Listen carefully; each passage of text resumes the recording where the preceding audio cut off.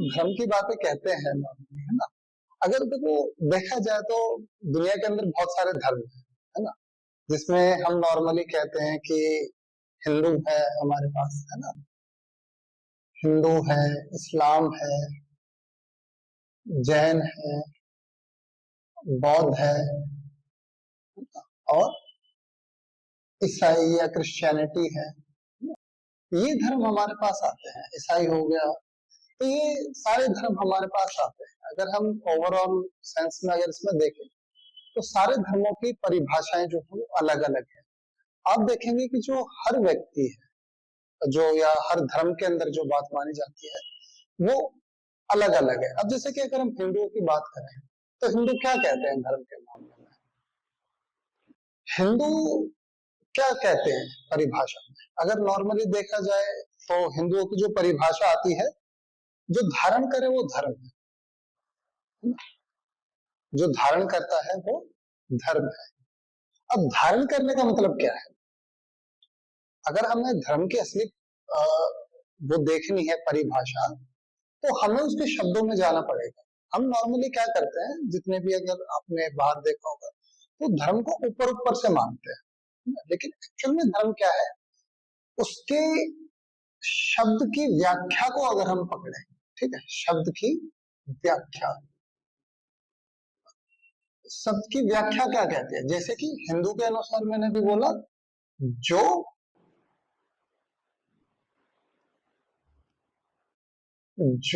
धारण करे वह धर्म है, ठीक है, जो धारण करे वह धर्म है। अब धारण करने का मतलब क्या है, क्या हम इसमें मान्यताएं रखेंगे, क्या हम इसमें प्रथाएं रख रहे हैं, किसको रख रहे हैं हम।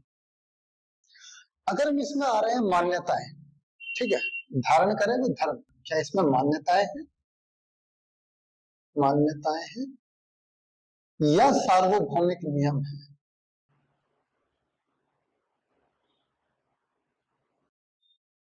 सार्वभौमिक नियम क्या है ना। यही बात हमारी सबसे समझने की है। अब कई लोग जो आज के टाइम पे, जैसे कि आपने देखा होगा कि हिंदू धर्म के बारे में बोलते हैं, वो सारे क्या हैं, वो पुरानी मान्यताओं को मानते हैं, जो पुरानी मान्यताएं चलती आई है।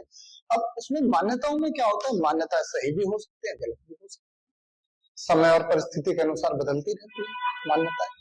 लेकिन अगर हम ये मान के बैठ जाए कि नहीं, जो पहले माना जा रहा था वही सही है, तो मान्यताएं गलत भी ठहर सकती है। जैसे कि अगर हम ये बात कहें कि यज्ञ करने से वर्षा हो सकती है, ये एक मान्यता है जो कि हमारे प्राचीन ग्रंथों में जो मान्यताएं दी गई है। जैसे कि उदाहरण के तौर पे है कि यज्ञ से वर्षा का संबंध उसमें बताया है ना, कि यज्ञ करेंगे तो वर्षा होगी, लेकिन यज्ञ करेंगे वर्षा होगी, इसका कहां से संबंध है, ठीक है। तो अगर कोई भी गलत मान्यता अगर एक बार धर्म में आ जाती है और लोग उसको मान लेते हैं, तो इसका मतलब यही है कि वो धर्म अब धर्म ना रहकर सिर्फ मान्यताएं रह गई। धर्म मुख्यतः जो होता है वो सार्वभौमिक नियमों पे होता है, सार्वभौमिक सत्य आप कह सकते, जो सार्वभौमिक सत्य होता है ना।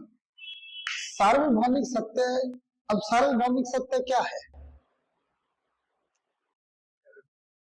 जैसे कि गुरुत्वाकर्षण कह दिया, सार्वभौमिक सत्य है।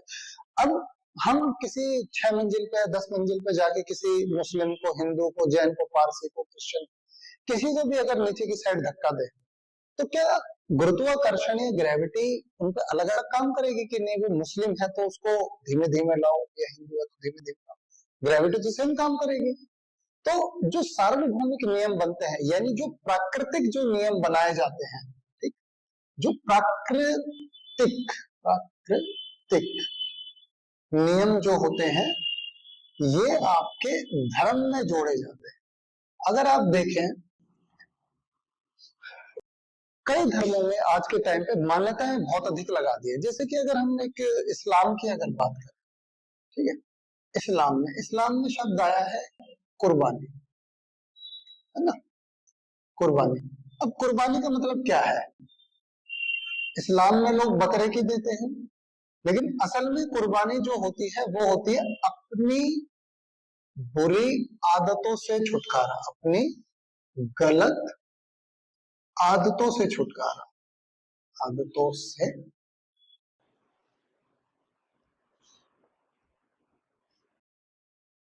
छुटकारा। लेकिन कुर्बानी जब बकरा शब्द पे आ जाती है या बकरे पे जब कुर्बानी आ जाती है तो क्या वो धर्म रह जाता है? लेकिन लोगों ने उस मान्यता को धर्म बना दिया है, जबकि अपने अंदर से कोई बुराई नहीं छूटती।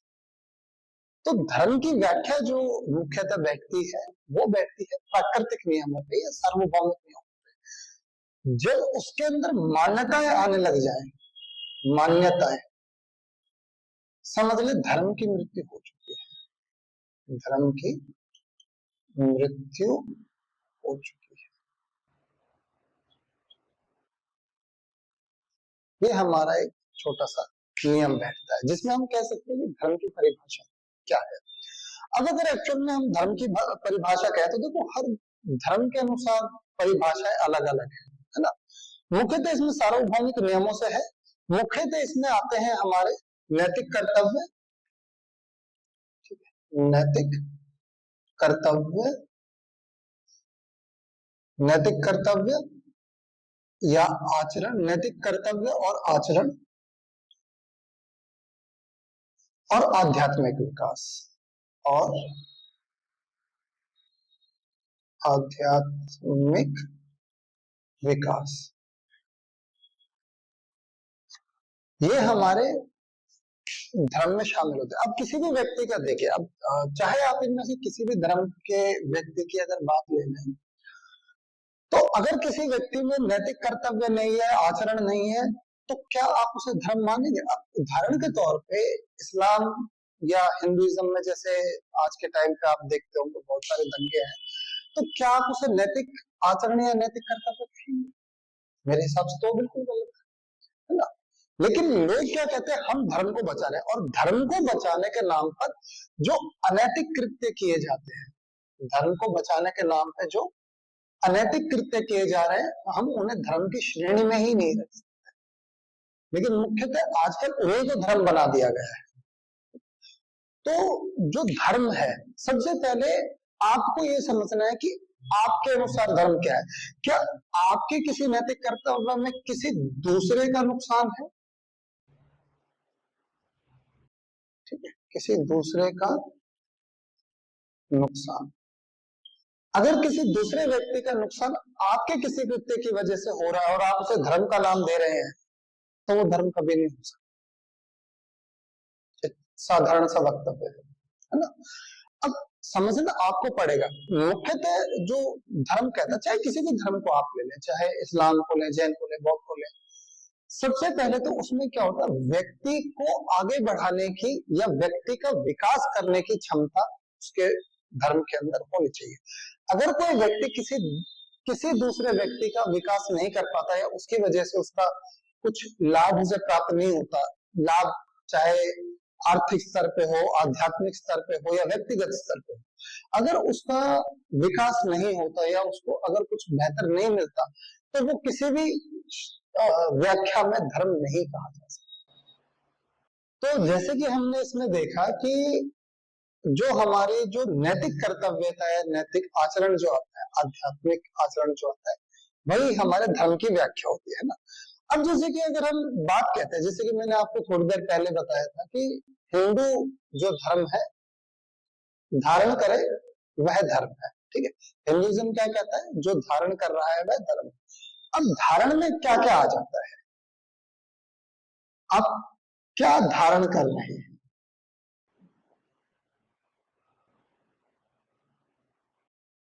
ठीक है, आप क्या धारण कर रहे हैं? अगर आप धारण कर रहे हैं बुरी आदतें तो धर्म नहीं हो सकता। अगर आप धारण कर रहे हैं अच्छी आदतें, बेहतर धर्म की परिभाषा आ सकती है। मुख्यतः आपने देखा होगा ये मानवीय कृत्य है मेरे विचार से, तो कि इंसान अच्छी आदतों को छोड़कर बुरी आदतों को पहले धारण करे। लेकिन अगर हमें यही पहचान नहीं है कि बुरी आदतें क्या है, ठीक है, बुरी आदतें क्या है, तो क्या हम कभी हिंदुत्व पे जा सकते हैं? यही समझ हमें लानी पड़ेगी। लेकिन हम ये कहने लग जाए कि आ, बस हिंदू खतरे में है, हिंदू खतरे में, तो ये धर्म का बचाव नहीं है। धर्म का बचाव व्यक्तिगत स्तर पर किया जाता है। अब जैसे कि उदाहरण के तौर पे मैंने धारण किया, जैसे कि मैंने कहा कि मैं शिक्षा को धारण करता हूं और किसी ऐसे कृत्य से, किसी ऐसे कृत्य से स्वयं को, किसी ऐसे कृत्य से स्वयं को अलग रखूंगा जो किसी अन्य का नुकसान करता हो, किसी अन्य का नुकसान करता हो। ठीक है, अब इसमें मेरा व्यक्तिगत स्तर आ रहा है। ठीक है, मैंने धारण किया कि शिक्षा तथा जिसमें किसी अन्य व्यक्ति का नुकसान ना हो, तो मेरे अनुसार जो मेरा धर्म है वो ये बनता है ना। अगर हम ये बात मान लें कि मैं अपने आप को किसी ऐसे कृत्य से अलग रखूं जिससे किसी अन्य का नुकसान ना हो, तो आप देखेंगे कि विश्व में सारे जितने भी लड़ाई झगड़े जो धर्म के नाम पर होते हैं सारे खत्म हो गए। क्योंकि अगर मेरी वजह से किसी अन्य को नुकसान हो रहा है तो मेरे धर्म का है। मेरा धर्म क्या है, किसी भी धर्म में बात नहीं कही जा सकती। तो मुख्यतः जो ये धर्म की परिभाषा है वो ये बनती है कि किसी अन्य का नुकसान ना करना और प्राकृतिक नियमों, सार्वभौमिक नियमों को मान लेना ही मुख्य है। तो मुख्यतः इसमें जो हमने अवधारणा देखी वो धर्म की अवधारणा देखी कि धर्म क्या है। तो जैसे कि हमने पिछले उसमें हमने धर्म की परिभाषा जानी, जिसमें हमने कुछ हिंदुओं का उदाहरण दिए थे कि जो व्यक्ति किसी दूसरे को नुकसान ना पहुंचाए वो धर्म। अगर कोई व्यक्ति किसी अन्य को नुकसान पहुंचाता है तो धर्म नहीं है। अब चाहे हम किसी भी अन्य धर्म की बात लें, मुख्यतः यही है ना। तो जैसे कि हम बौद्ध के अनुसार लें तो बौद्ध कहता है, बौद्ध धर्म के अनुसार ब्रह्मांडीय नियमों की जानकारी, ब्रह्मांडीय नियमों की जानकारी। अब जैसे कि अगर हम इसकी परिभाषा देखें कि ब्रह्मांडीय नियमों की जानकारी, अब ब्रह्मांडीय नियमों की जानकारी में क्या क्या आ जाता है? क्या इसमें व्यक्तिगत स्तर आ रहा है, व्यक्तिगत, या इसमें प्राकृतिक नियम है? मुख्यतः इसमें प्राकृतिक नियम है। मुख्यतः इसमें दोनों को शामिल किया जाता है। अब जैसे कि हम एक कृत्य देखते हैं किसी व्यक्ति का, जैसे हम व्यक्तिगत कृत्य की अगर बात कहते हैं, ठीक है, तो व्यक्तिगत कृत्य में क्या आता है कि मैं जो कर्म करूंगा उसका फल मुझे जरूर मिलेगा, ये एक प्राकृतिक नियम। बौद्ध धर्म के अनुसार व्यक्तिगत स्तर पर क्या लोग इस बात को मानते हैं? यानी इसमें देखा गया कर्म का सिद्धांत, कर्म का सिद्धांत। अगर आप पूरा बौद्ध धर्म के बारे में पढ़े तो उसमें सबसे पहले कर्मों का सिद्धांत आएगा। आप क्या जानते हैं? अगर आपको कर्मों की व्याख्या नहीं है या आपको कर्मों के बारे में नहीं पता तो आप बौद्ध धर्म के बारे में नहीं जान सकते। अब कई व्यक्ति आपको ऐसे भी मिलेंगे जो हिंदू के कर्मों को भी जानते हैं, बौद्ध के कर्मों को भी जानते हैं, इस्लाम के कर्मों को भी जानते हैं। तो क्या आप उस व्यक्ति को किसी एक विशेष धर्म का कहेंगे? क्या आप उसे किसी एक विशेष धर्म का कहेंगे, या फिर वो सभी धर्मों का है? यहाँ पे धर्म की परिभाषा थोड़ी पलटती है मुख्य कि अब जैसे कई व्यक्ति आपको ऐसे मिलेंगे जो कई सारे धर्मों की जानकारी रखता है, तो आप उसे एक विशेष धर्म का उसे किस प्रकार कह सकते हैं? तो विशेष धर्म का कहने से पहले व्यक्ति को